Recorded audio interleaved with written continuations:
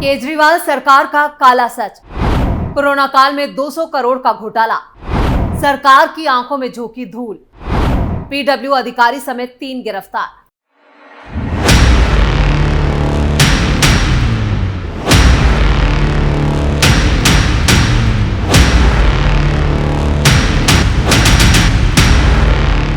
नमस्कार, मैं हूं परवीन शेख। आप देख रहे हैं कैपिटल टीवी की स्पेशल स्टोरी। केजरीवाल सरकार को बेशर्म, संवेदनहीन और घोटालों की सरकार कहा जाए तो गलत नहीं होगा। ये सरकार कोरोना महामारी में भी लोगों को लूटने से बाज नहीं आई थी। जब पूरी दिल्ली जिंदगी के लिए जंग लड़ रही थी तो उस दौरान सरकार की आंखों में धूल झोंके जा रही थी। दरअसल एंटी करप्शन ब्यूरो यानी एसीबी ने कोरोना काल के दौरान 200 करोड़ के घोटाले यानी एक बड़े घोटाले का खुलासा किया है। इस घोटाले के आरोप में एसीबी ने एक रिटायर्ड एडीजी जो पीडब्ल्यूडी में काम करते थे और 2 प्राइवेट फर्म के मालिकों को गिरफ्तार किया है। आरोप है कि पीडब्ल्यूडी अधिकारियों ने कोरोना के दौरान इन प्राइवेट फर्म को बिना काम किए और अधूरे काम के करोड़ों रुपए के फर्जी बिल जो थे वो आसानी से पास कर दिए। 8 अस्पतालों में काम के लिए जारी किए गए टेंडर, प्राइवेट कंपनियों के लगाए गए बिलों में बड़े पैमाने पर गड़बड़ियां, बेईमानी देखी गई। पैसों के लालच में पीडब्ल्यूडी अधिकारियों ने इन प्राइवेट फर्म के फर्जी बिलों को आसानी से पास कर दिया। दरअसल कोविड के दौरान पीडब्ल्यूडी की तरफ से दिल्ली के 8 अस्पतालों को अलग अलग काम के लिए टेंडर दिए गए।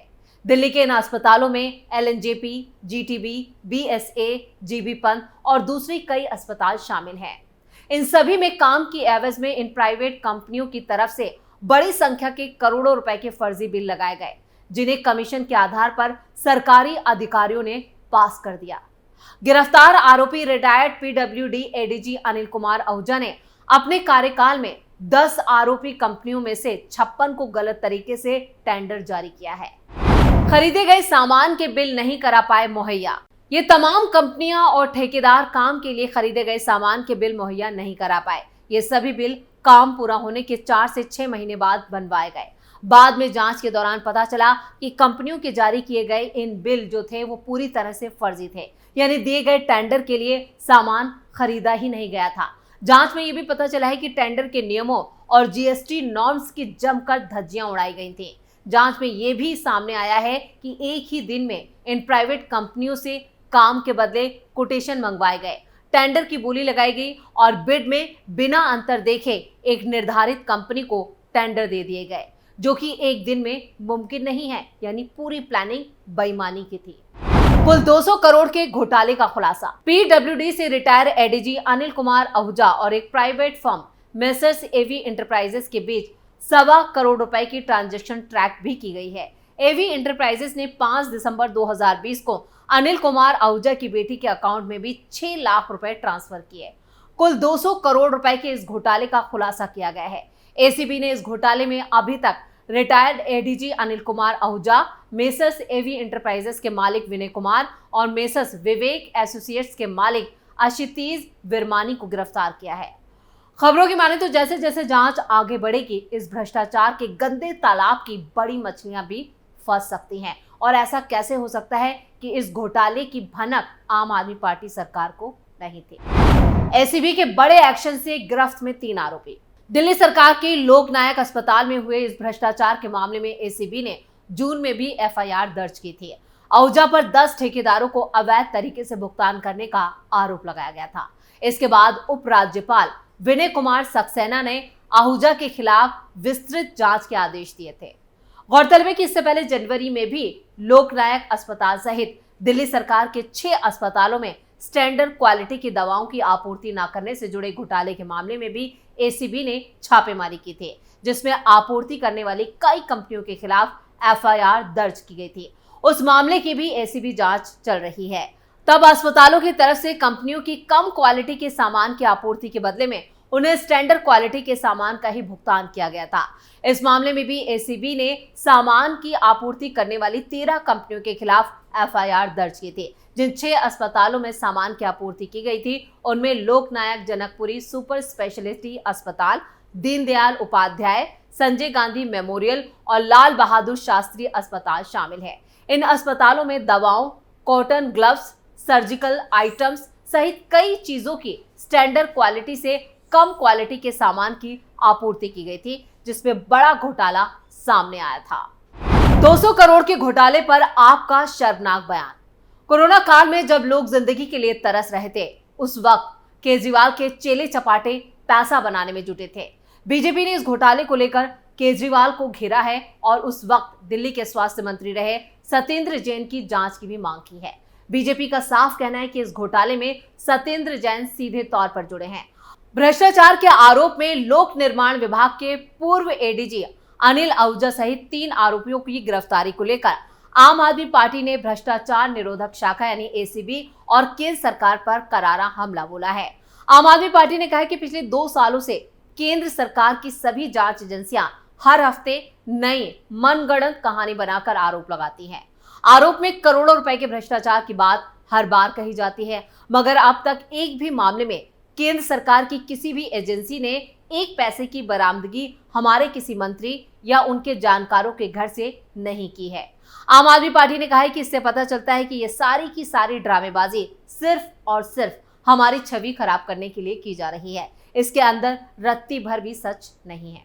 आम आदमी पार्टी ने कहा है कि ये जांच भी बाकी जांचों की तरह सिर्फ और सिर्फ एक ड्रामेबाजी साबित होगी और अदालत में आते ही ये जांच भी उसी तरह से हवा हो जाएगी जिस तरह से पुरानी जांचें हवा हो चुकी हैं। बीजेपी ने दिल्ली सरकार पर बोला हमला। दिल्ली बीजेपी अध्यक्ष वीरेंद्र सचदेवा ने कहा है कि कोविड काल के दौरान पीडब्ल्यूडी अधिकारियों ने दिल्ली के अस्पतालों में 200 करोड़ रुपए के घोटाले की रिपोर्ट कोई आश्चर्य की बात नहीं है, क्योंकि ये पहली बार नहीं है कि ऐसा घोटाला सामने आया है। दिल्ली बीजेपी अध्यक्ष ने कहा है कि एक ऐसी सरकार के विभागों से घोटालों के अलावा और क्या उम्मीद की जा सकती है जिसके मुख्यमंत्री ने कोविड काल के दौरान कानूनों का उल्लंघन कर अपने लिए एक शीश महल बनवाया। कोविड काल के दौरान उस वक्त के डिप्टी सीएम मनीष सिसोदिया ने शराब घोटाले की योजना बनाई, जबकि उस वक्त के सबसे ताकतवर मंत्री सत्येंद्र जैन ने मनी लॉन्ड्रिंग और दूसरे घोटाले किए। सचदेवा यही नहीं रुके, उन्होंने कहा मुख्यमंत्री केजरीवाल से पूछा कि ये कैसे मुमकिन है कि अस्पताल में पीडब्ल्यूडी के जरिए 200 करोड़ रुपए का घोटाला होता है और मुख्यमंत्री या पीडब्ल्यूडी मंत्री को इसकी कोई जानकारी नहीं होती। जेल में बंद सत्येंद्र जैन की बढ़ेंगी मुश्किलें। अभी हाल ही में दिल्ली के एलजी वीके सक्सेना ने रिश्वत लेने के मामले में जेल में बंद दिल्ली के पूर्व मंत्री सत्येंद्र जैन के खिलाफ भ्रष्टाचार निवारण यानी पीओसी अधिनियम के तहत जांच को मंजूरी दी है। सत्येंद्र जैन पर 70 विधानसभा क्षेत्रों में सीसीटीवी लगाने के 571 करोड़ रुपए के प्रोजेक्ट के सिलसिले में 7 करोड़ रुपए की रिश्वत लेने का भी आरोप है। दिल्ली एलजी कार्यालय ने कहा है कि एलजी वीके सक्सेना की तरफ से यहाँ पर जैन के खिलाफ एसीबी यानी यहाँ पर जो जांच की मंजूरी दी है उसके लिए पीओसी अधिनियम 1998 की धारा 17A के तहत मामले को केंद्रीय गृह मंत्रालय को भेजने के डीओबी के प्रस्ताव से सहमत हो गए हैं।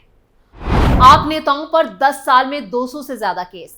एलजी वीके सक्सेना के आम आदमी पार्टी और दिल्ली सरकार के पूर्व मंत्री सत्येंद्र जैन के खिलाफ जांच की इजाजत देने पर आम आदमी पार्टी की नेता आतिशी ने कहा है कि बीजेपी दिन रात दिल्ली सरकार के खिलाफ साजिश में लगी हुई है। आम आदमी पार्टी के नेताओं के खिलाफ 10 साल में 200 से ज्यादा मामले दर्ज किए गए, लेकिन आज तक कहीं से भी भ्रष्टाचार का एक भी रुपया बरामद नहीं हुआ। वही रटी रटाई लाइनें आतिशी की तरफ से बार बार कही जाती हैं। अब एक और फर्जी मामला उन्होंने इसे बताया है। आपको बता दें कि भारत इलेक्ट्रॉनिक्स लिमिटेड यानी बीईएल कंपनी के पूर्व कर्मचारी ने एक शिकायत दी थी कि दिल्ली में जो सीसीटीवी कैमरे लगाए गए थे उस वक्त उनमें गड़बड़ी बताकर 16 करोड़ की पेनल्टी लगाई गई थी। शिकायत के मुताबिक बाद में इस पेनल्टी को हटाने के नाम पर सत्येंद्र जैन ने 7 करोड़ की रिश्वत मांगी थी और इसके बाद एंटी करप्शन ब्रांच ने जांच शुरू कर दी थी। अब एलजी ने भ्रष्टाचार निवारण अधिनियम के तहत इस जांच को मंजूरी दी है। वहीं 18 मार्च 2024 को ही सत्येंद्र जैन ने तिहाड़ जेल में सरेंडर कर दिया था। दिल्ली के पूर्व स्वास्थ्य मंत्री और आम आदमी पार्टी के नेता सत्येंद्र जैन मनी लॉन्ड्रिंग मामले में सुप्रीम कोर्ट से मिली नियमित जमानत याचिका खारिज किए जाने के कुछ ही घंटों बाद तिहाड़ जेल लौट गए थे। सत्येंद्र जैन ने मामले में उनकी नियमित जांच याचिका खारिज करने के दिल्ली हाई कोर्ट के 6 अप्रैल 2023 के आदेश को चुनौती देते हुए सुप्रीम कोर्ट का रुख किया था। ईडी ने आम आदमी पार्टी के नेता जैन को कथित तौर पर उनसे जुड़ी 4 कंपनियों के जरिए मनी लॉन्ड्रिंग के आरोप में 30 मई 2022 को गिरफ्तार किया था, जिसमें जैन को भ्रष्टाचार रोकथाम अधिनियम के तहत 2017 में उनके खिलाफ दर्ज केंद्रीय अन्वेषण ब्यूरो यानी सीबीआई की एफआईआर के आधार पर उन्हें गिरफ्तार किया गया था। यानी उस तक का अगर बात की जाए 2019 और 2020 में सत्येंद्र जैन की भूमिका दिल्ली सरकार में काफी महत्वपूर्ण थी और काफी दमदार भूमिका थी और इसी के तहत उन्होंने कई घोटालों को अंजाम दिया था, जिसकी एक एक पन्ना है वो अब खुलकर सामने आ रहा है। यानी आने वाले वक्त में सत्येंद्र जैन की मुश्किलें और बढ़ सकती हैं और कई और घोटालों का सच सामने आ सकता है। तो स्पेशल स्टोरी में फिलहाल के लिए इतना ही। वीडियो कैसा लगा कमेंट करके अपनी राय जरूर दें। वीडियो को लाइक करें, शेयर करें और कैपिटल टीवी को सब्सक्राइब जरूर करें। नमस्कार।